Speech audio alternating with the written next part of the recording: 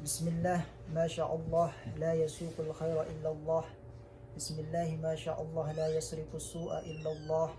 Bismillah, Masya Allah, ma kana min ni'matin fa min Allah. Bismillah, Masya Allah, la hawla wa la quwwata illa billah. Assalamualaikum warahmatullahi wabarakatuh. Bismillahirrahmanirrahim. Alhamdulillahi rabbil alamin. Wassalatu wassalamu ala ashrafil mursalin Sayyidina Muhammadin wa ala alihi wa sahbihi ajma'in, amma ba'du.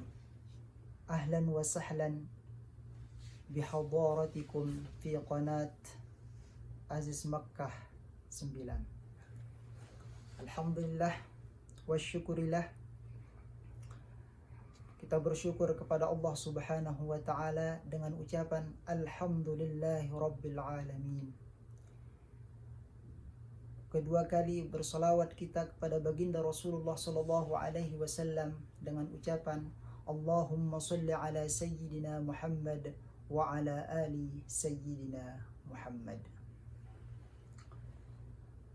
Para pemirsa, para pendengar, yang mudah-mudahan kita semua Allah Subhanahu wa ta'ala panjangkan umur kita dalam keadaan sehat walafiat dan dimurahkan rezeki kita, dan semoga kita diberkahi dalam segala bentuk aktivitas dan kegiatan kita. Amin ya rabbal alamin.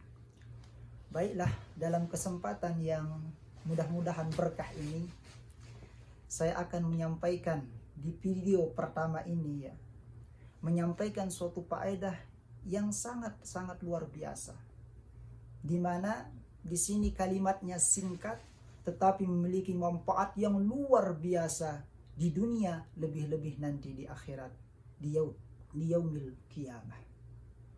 Dijelaskan di dalam kitab Tanbihul Ghafilin. Berbentuk ini kitabnya, Tanbihul Ghafilin, karangan Al-Imam Abi Lais Nasruddin Muhammad Al-Hanafi As-Samarqandi rahimahullahu ta'ala. Beliau mengatakan, قال الفقيه رحمه الله تعالى يقال من حفظ 7 كلمات فهو عند الله شريف وعند الملائكة شريف وغفر الله له ذنبه وإن كانت مثل زبد البحر ويجد حلاوة الطاعة وتكون حياته ومماته خير له. Jadi siapa saja yang mampu menjaga 7 kalimat ini dalam kesehariannya, ia mampu istiqomah menjalankan 7 kalimat yang super singkat ini di dalam menjalani aktivitasnya, maka apa yang pertama akan didapatkan? Fahuwa indallahi syarifun, maka di sisi Allah dia akan menjadi orang yang mulia. Wa indal malaikati syarifun, dan di kalangan malaikat dia menjadi orang yang mulia. Wa ghafarallahu lahu dzambahu, dan yang ketiga Allah Subhanahu wa ta'ala akan mengampuni dosa-dosanya. Wa in kanat misla zabadil bahr, meskipun dosanya itu seperti buih di lautan. Kemudian yang keempat yang Allah akan berikan bagi mereka yang benar-benar menjaga 7 kalimat ini ialah wa yajidu halawatat ta'ah, ia merasakan kenikmatan di dalam taat kepada Allah Subhanahu wa ta'ala. Dia merasakan nikmat di saat menyembah Allah Subhanahu wa ta'ala. Ia merasakan kenikmatan di dalam salat, di dalam pokoknya segala bentuk ibadah Allah berikan dia kemanisan, kelezatan di dalam ketaatan tersebut. Kemudian keistimewaan yang kelima, wa takunu hayatuhu wa mamatuhu khairul lahu, dan kehidupannya menjadi kehidupan yang lebih baik dan kematiannya pun nanti kematian yang lebih baik baginya. Nah, jadi 7 kalimat ini super singkat tetapi bisa mengubah kita, bisa merubah dari zero to hero kata orang sekarang, dari kosong menjadi luar biasa. Nah, kita bahas kalimat-kalimat yang singkat tersebut. Awwaluha ayyakula inda bitida'i kulli syai'in bismillah. Kalimat yang pertama yang singkat ialah dia mengucapkan bismillah tatkala memulaikan aktivitasnya. Sungguh bismillah ini merupakan kalimat yang singkat, tetapi tatkala kita mengamalkannya maka akan mendapatkan kemuliaan yang 5 tadi. menjadi orang yang mulia di sisi Allah, menjadi mulia di sisi para malaikat, diampuni segala dosa-dosa kita, dan akan diberikan kenikmatan di dalam ketaatan dan diberikan kehidupan yang lebih baik baginya. Luar biasa. Bismillah. Kalau kita bahas bismillah, ya, salah satu dijelaskan di dalam kitab Kasyifatus Syaja', ya. Kasyifatus Syaja' sarah daripada Safinatun Najah, ya. Ini kitabnya. Di sini dijelaskan tentang keistimewaan orang yang membaca Bismillahirrahmanirrahim. Bahwa orang yang membaca Bismillahirrahmanirrahim sebelum ia tidur, ya, catat, sebelum ia tidur, maka kelebihannya Allah jaga pada malam itu, Allah jaga dia dari setan pada malam tersebut. Wa amina baitahu minasyariqah, dan aman rumahnya, hartanya, dirinya daripada kecurian. Nah, saya baca ibaratnya biar jelas. Wa min hawasiha idza talaha syahsun 'inda an-naumi 21 marratan amina tilka al-lailati minasyaitan wa amina baitahu minas-sariqah wa amina min mautil faj'ah wa ghairi dzalik minal balaya, afadahu Ahmadus Sawi rahimahullahu taala. Jadi kata beliau, apabila seseorang membaca Bismillahirrahmanirrahim 21 kali ketika ia akan tidur, maka aminatil kalailah minasyaitan, dia aman dari syaitan pada malam tersebut. Wa amina baituhu minas sariqah, dan aman rumahnya dari kecurian. Artinya pencuri tidak akan bisa masuk.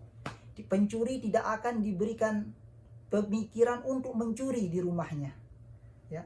Wa amina min mautil faj'ah, dan dia aman daripada mati yang mendadak. Wa ghairi dzalik minal balaya, dan masih banyak lagi, ya, dia akan dijaga dari marah bahaya yang lain juga. Nah, dan ini sangat penting, ya. Tatkala kita istiqomah juga membaca Bismillahirrahmanirrahim ini 21 kali atau 41 kali.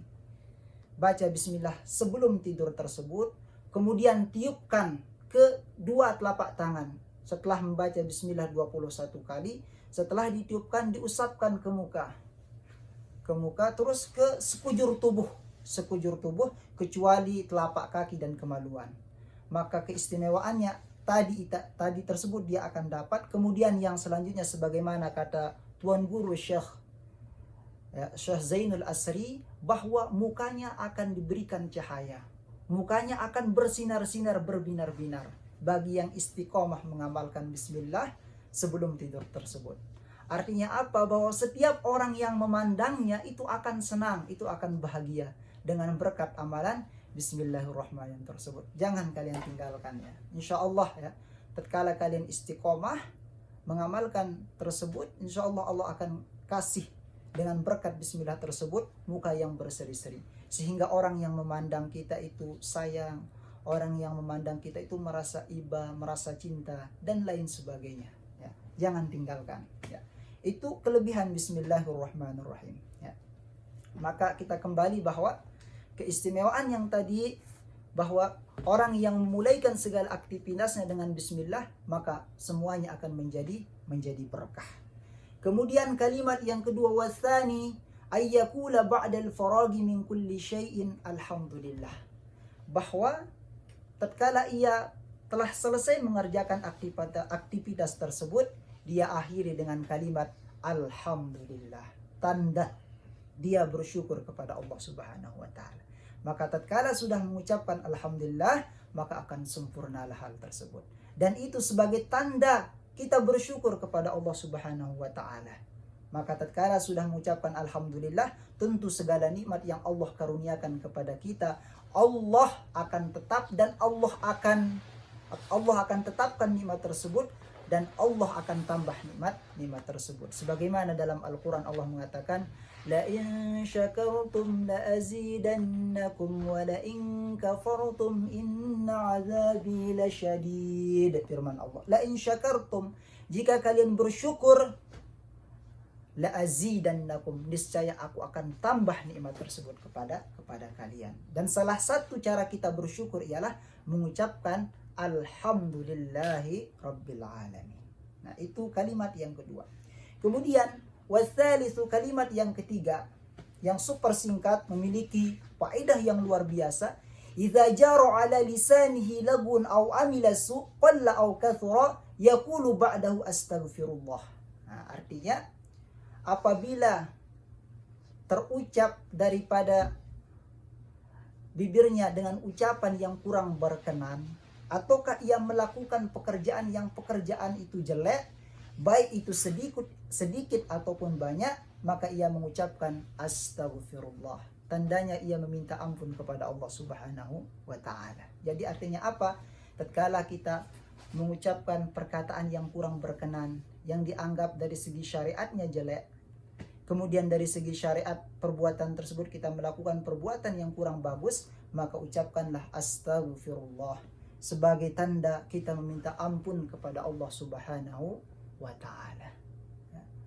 Jadi kalau kita bahas lagi masalah istighfar ini, sungguh sangat luar biasa keistimewaan dan keagungan daripada membaca istighfar.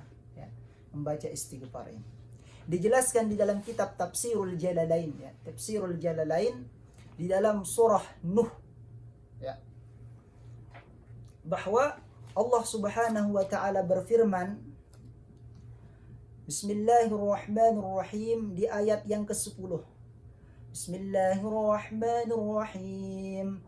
فَقُلْتُ اسْتَغْفِرُوا رَبَّكُمْ إِنَّهُ كَانَ غَفَّارًا يُرْسِلِ السَّمَاءَ عَلَيْكُمْ مِدْرَارًا وَيُمْدِدْكُمْ بِأَمْوَالٍ وَبَنِينَ وَيَجْعَلْ لَكُمْ جَنَّاتٍ وَيَجْعَلْ لَكُمْ أَنْهَارًا. Jadi فَقُلْتُ اسْتَغْفِرُوا رَبَّكُمْ, maka aku katakan, istaghfiru rabbakum, mintalah ampun kalian kepada Allah, mintalah kalian ampun kepada Tuhanmu. Innahu kana ghaffara, sesungguhnya Allah Subhanahu wa taala Maha Pengampun. Ya, jadi bagaimanapun bentuk dosa kita, kalau kita mau minta ampun kepada Allah Subhanahu wa taala, Allah akan ampuni dosa tersebut. Dan tidak sekedar diampuni, tetapi apa juga, wa yursilis samaa 'alaikum midrara. Allah, niscaya Allah juga akan menurunkan hujan yang lebat dari langit kepadanya. Kemudian wa yumdidukum bi amwalin, dan dia akan memperbanyak harta. Allah akan memberikan harta yang banyak kepada orang yang beristighfar. Diluaskan hartanya, diberikan harta yang melimpah lagi berkah. Kemudian wabanin, dan Allah Subhanahu wa taala akan berikan juga berupa anak yang banyak. Wa yaj'al lakum jannatin, dan Allah Subhanahu wa taala juga akan mengadakan baginya kebun-kebun. Wa yaj'al lakum anhara, dan Allah juga akan mengadakan sungai-sungai untuknya. Wa yaj'al lakum anhara ay jariyah, yang sungai-sungai yang mengalir. Artinya apa dari ayat ini? Bahwa orang yang istiqomah membaca astaghfirullahal azim, yang pertama yang ia dapatkan, Allah ampuni segala dosa-dosanya. Yang kedua, Allah Subhanahu wa taala akan berikan rezeki yang melimpah ruah, dan juga Allah akan berikan keturunan yang saleh dan salihah, dan Allah Subhanahu wa taala akan berikan yaj'al lakum jannatin wa yaj'al lakum anhara. Catatannya, saya teringat waktu kemarin membimbing jamaah umrah yang dia ini menikah lebih dari 8 tahun, tetapi belum dikaruniai anak. Dia curhat, Ustadz, saya sudah 8 tahun menikah tapi belum dikaruniai anak. Maka kita suruh di sana berdoa kepada Allah Subhanahu wa taala dan memperbanyak beristighfar kepada Allah Subhanahu wa taala. Ia lakukan, ia laksanakan, juga kita doakan dia, ya, sambil kita doakan. Tatkala sudah pulang ke Indonesia, beberapa bulan dia nelpon, ya. Beberapa bulan dia ngabari bahwa istrinya sudah hamil. Istrinya sudah hamil, dan beberapa kemudian melahirkan. Dan kemarin juga melahirkan. Luar biasa, ya. Itulah salah satu keistimewaan daripada istighfar. Jadi yang belum dikaruniai keturunan, yang belum dikasih zuriyah, maka salah satu perbanyak istighfar, insyaallah Allah akan berikan turunan tersebut.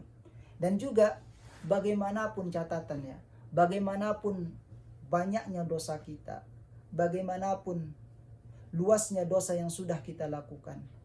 Jadi catatannya bahwa ingatlah, sebesar-besar dosa kita masih besar, masih luas, masih lebih luas ampunan Allah Subhanahu wa ta'ala. Maka jangan kita mengatakan saya banyak dosa, apakah Allah bisa mengampuni saya atau tidak.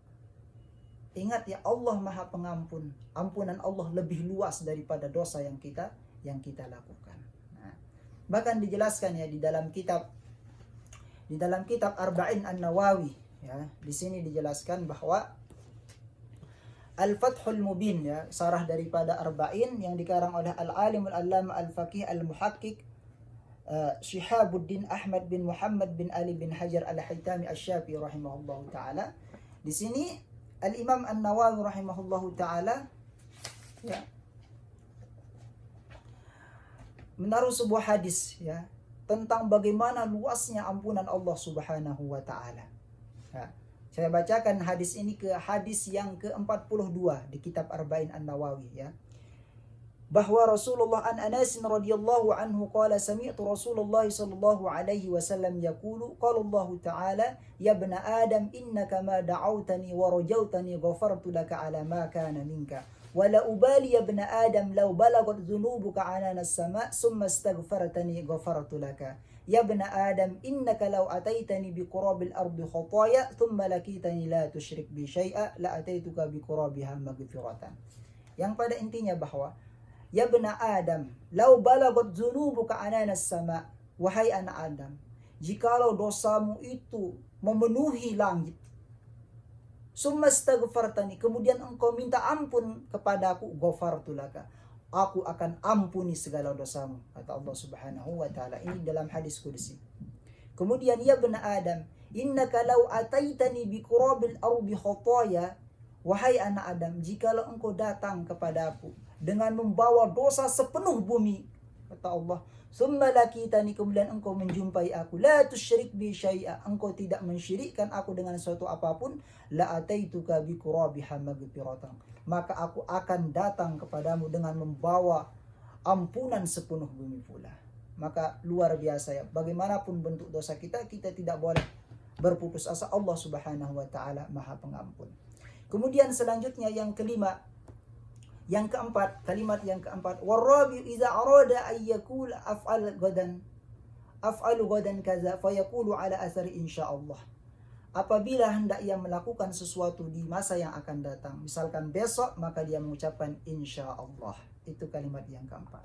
Kemudian yang kelima, wal khamis idza istakbalahu makruhun yaqulu la haula wala quwwata illa billahil aliyyil azim. Apabila ia menghadapi sesuatu yang kurang berkenan, sesuatu yang ia benci, maka ia ucapkan la haula wala quwwata illa billahil aliyyil azim. Kemudian yang keenam, idza asabathu musibatun fin nafsi aw fil mali qalla aw kathura yaqulu inna lillahi wa inna ilaihi rajiun. Apabila ia tertimpa musibah, baik hartanya, baik jiwanya, sedikit ataupun banyak, maka ia ucapkan inna lillahi wa inna ilaihi rajiun. Kemudian yang ketujuh ialah la yazalu yajri ala lisanihi fi ana'il laili wa atrafan nahar. Fi ana'il laili wa atrafin nahari la ilaha illallah. Di setiap malam, di setiap hari, setiap malam ia usahakan ya, lisannya selalu terucap kalimat la ilaha illallah. Itulah hadirin 7 kalimat yang super singkat tetapi memiliki makna yang sangat luar biasa. Semoga kita bisa amalkan. Semoga yang menyaksikan video ini Allah karuniakan untuk kita bisa mengamalkan apa yang telah tersampaikan tadi. Nah, kita awali sesuatu dengan bismillah, kita akhiri dengan alhamdulillah. Apabila mengerjakan perbuatan yang kurang berkenan atau mengucapkan sesuatu ucapan yang jelek, ucapkan astagfirullah. Apabila hendak ingin melakukan sesuatu apapun di masa yang akan datang, ia ucapkan insyaallah. Kemudian apabila menjumpai sesuatu yang tidak berkenan, sesuatu yang dibenci, ia ucapkan la haula wala quwwata illa billahil aliyyil azim.